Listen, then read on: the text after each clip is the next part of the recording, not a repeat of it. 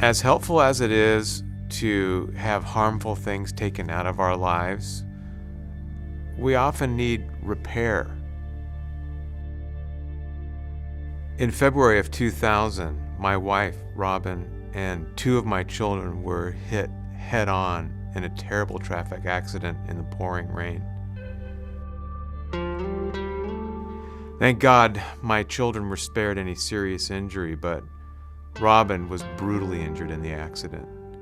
She had over 50 bone fractures. She had 3 brain injuries, and she was in the hospital for almost 3 months. That day, we learned more than we ever could have imagined about injury and healing. That day, we learned that no matter who we are, we can get caught on one of life's sharper edges. Healing is a really interesting word. We use it to describe a lot of different kinds of things. We might say, Sue and Bob's marriage was healed, or we might say, my broken arm was healed. Or we might say, I was healed of some certain memories or hurtful experiences.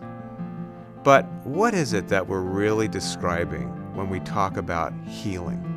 What is it that's really happening? But have you ever stopped to think about what healing really describes? Have you ever thought about what it is that's happening in healing? In How Healed Do You Want to Be, I talk about healing in 5 dimensions or aspects.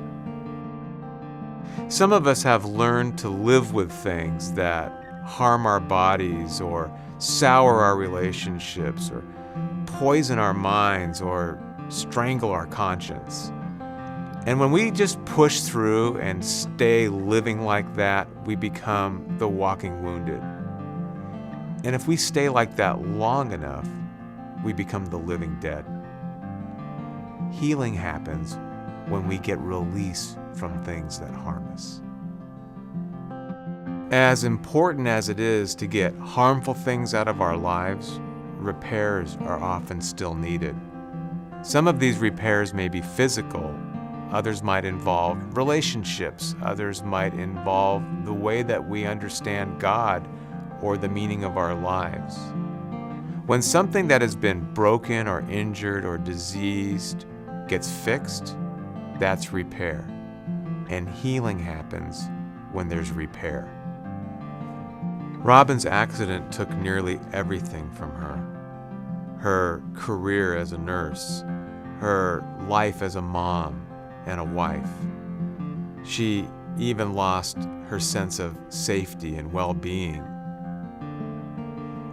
But through hard work and medical intervention and the love and support of family and friends and ultimately the grace of God, Robin began to get back everything that she had lost.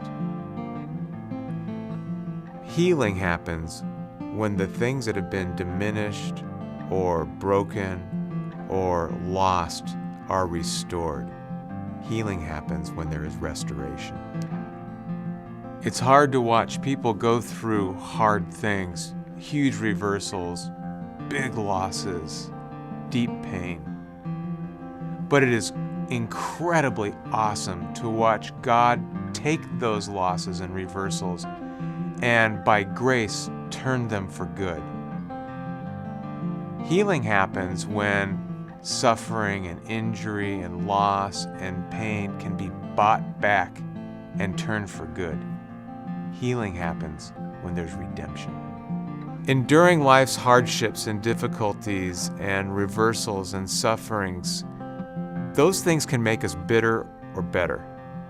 There are some who seem to collapse under the weight of those kinds of things, and others that seem to shine all the brighter, like lights in dark places. There are those that claim that undergoing their most difficult times in life have shown them more about God's power and mercy and love than anything they've ever experienced. When a person goes through the difficult things that actually wind up feeding their spiritual growth, then healing happens. Healing happens when there's revelation.